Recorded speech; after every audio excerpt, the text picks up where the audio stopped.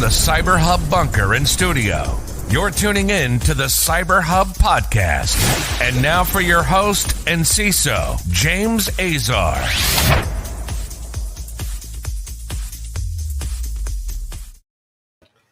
Happy Thursday, everyone. August 26, 2021, our last practitioner brief for the week. I've got a busy show, 7 stories, folks, 7. So I'm going to cut right through a lot of the stuff that we do early on. I want to get right into today's show. So before I do that, we're live on Facebook, LinkedIn, and YouTube. Thank you for everyone for tuning in. Please make sure to subscribe to our podcast. Later today, I'll be dropping a new CISO Talk episode. That'll be this evening, so don't miss it as well. It's going to be epic. I promise you that.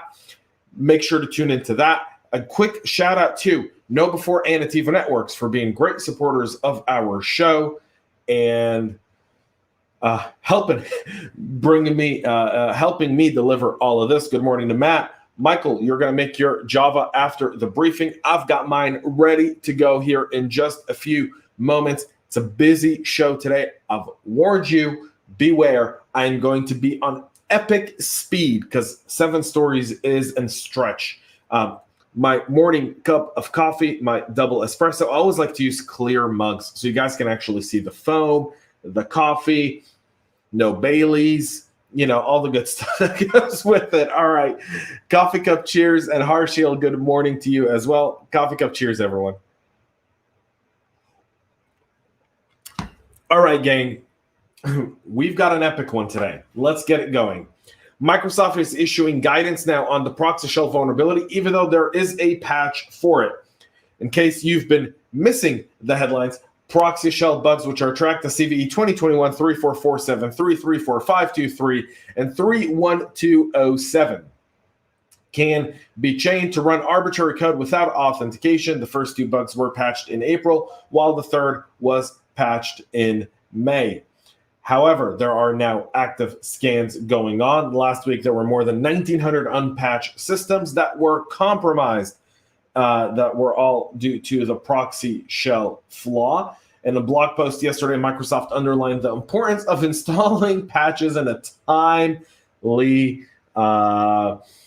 timely fashion or manner per se. But yes, and I mean, come on, Microsoft, you got to do better than that. I got to get my Ring doorbell off here, folks. So here we go. All right. So the tech giants recommending all customers install the patches, which is ensure that they are all protected. I love it. But that is that with Microsoft. Get those patches. Today is it's Thursday, but it kind of feels like it's Patch Tuesday, and I'll tell you why in just a minute, because F5 releases a critical security patch for big IP and big IQ devices. Enterprise security and network appliance vendor F5 has released patches for more than 24 security vulnerabilities affecting multiple versions of big IP and big IQ devices that could potentially allow an attacker to perform a wide range of malicious actions, including accessing arbitrary files, escalating privileges, and executing JavaScript code. 29 bugs were addressed, 13 are high severity flaws, 15 are rated medium, and 1 is rated low in severity.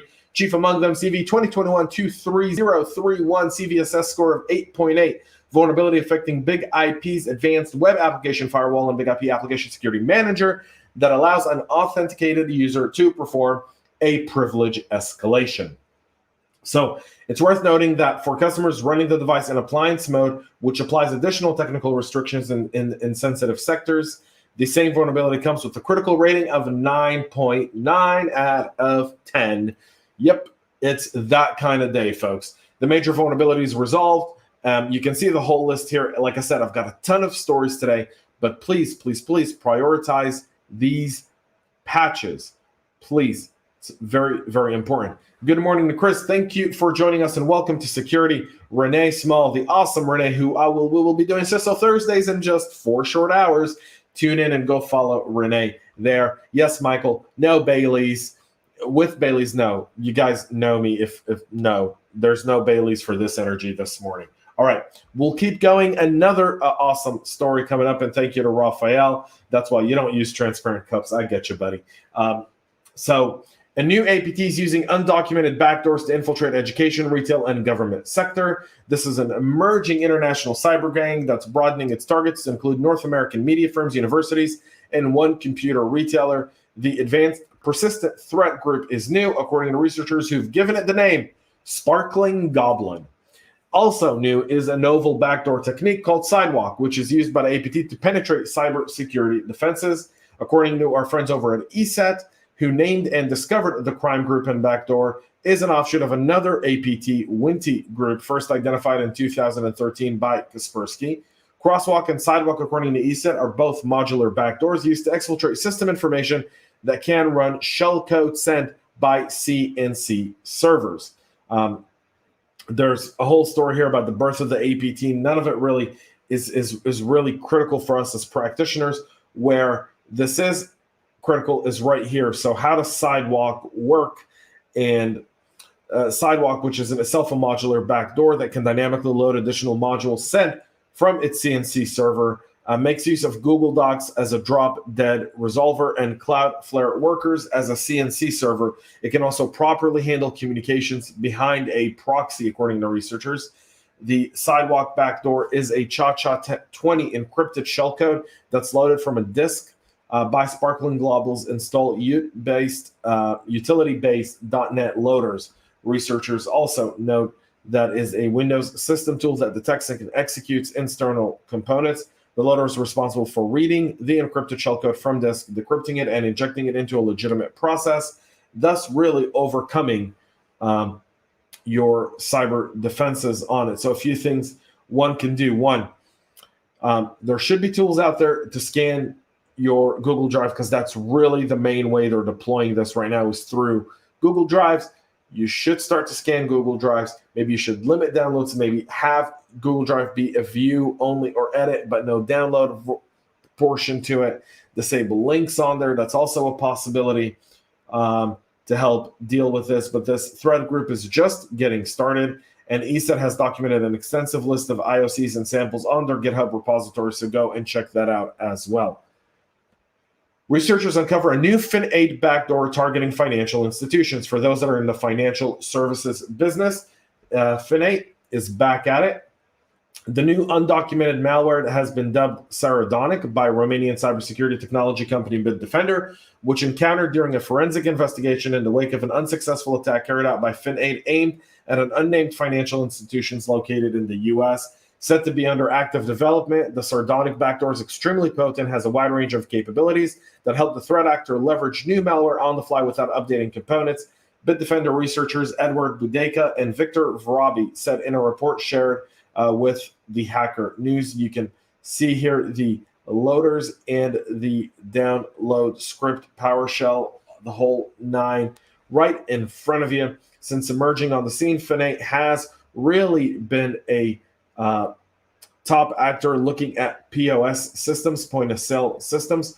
One of the ways to mitigate this one is to actually separate your POS networks from everything else, meaning isolate them on its own network, keep them outside of all of that, and then put your guests on a separate network. Okay, here's what this means. Network segmentation, but really network segmentations, meaning maybe have 2 or 3 different routers in place. So that way there's no communication between different networks, and you can actually block them hard. And then they obviously talk about cyber hygiene, better spot phishing emails, improve email security solutions to filter potentially suspicious attachments. If you're using Microsoft 365, it's really worth upgrading in order to have the safe links and safe attachments from Microsoft. That really does reduce a significant amount of these security threats.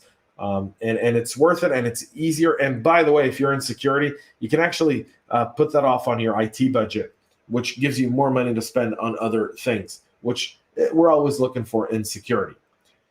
Okay, where's Matt Lee? Matt, are you ready? How long has it been since we've spoken about Pulse Secure? How long? How long? Can you count down? I can. It's been about a week and a half, but they're back at it again. Adversaries have now been targeting Pulse Connect secure VPN appliances to exploit various vulnerabilities, including a couple of security holes discovered earlier this year, specifically CVE 2021-2289-3 and 2289-37. In April of this year, CISA released an alert on attacks targeting pulse secure devices, complemented with IOCs and information on the malware used by attackers. And this week, the agency published details on 5 additional malware samples. 2 of the samples CISA revealed are maliciously modified pulse secure files retrieved from infected devices, both of which function as credential harvesters. Another file contained a malicious shell script that could log usernames, passwords, and so much more. Matt says 2 weeks at most.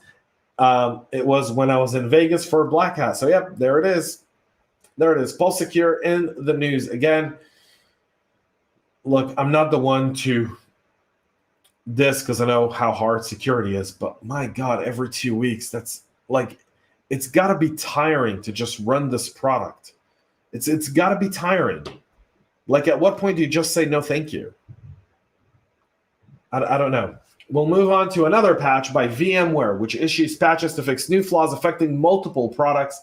So VMware yesterday shipped security updates to address vulnerabilities in multiple products that could be potentially exploited by an attacker to take control of an affected system. The 6 security weaknesses run from CV 2021-22022 to 22027. Different CVSS scores from 4.4 to 8.6. Affect VMware vRealize operations prior to version 8.5.0.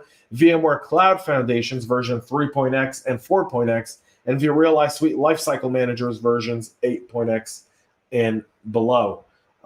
You can see the different CVEs and what they impact. I think significantly it's CVE 2021-22025, CVSS score of 8.6, broken access control vulnerability in vRealize Operations Manager API, allowing an unauthenticated malicious actor to add new nodes to existing vRopes clusters.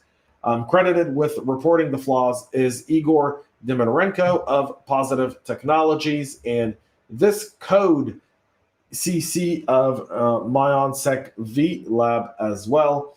Separately, VMware has issued patches to remediate a cross-site scripting vulnerability impacting VMware vRealize Log Insight and VMware Cloud Foundation that stems from a case of improper user input validation. All of these, get it done, folks. More and more patching. Wow.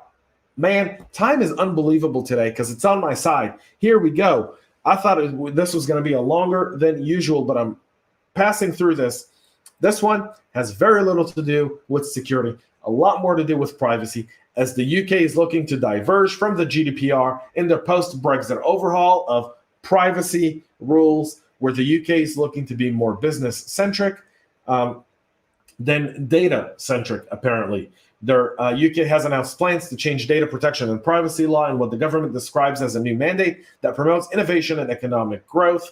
The series of data adequacy partnerships will allow Britain to drive international trade with countries and bodies like the US, Australia, Korea, Singapore, and the DIFC, the Dubai International Finance Center, and Colombia as well.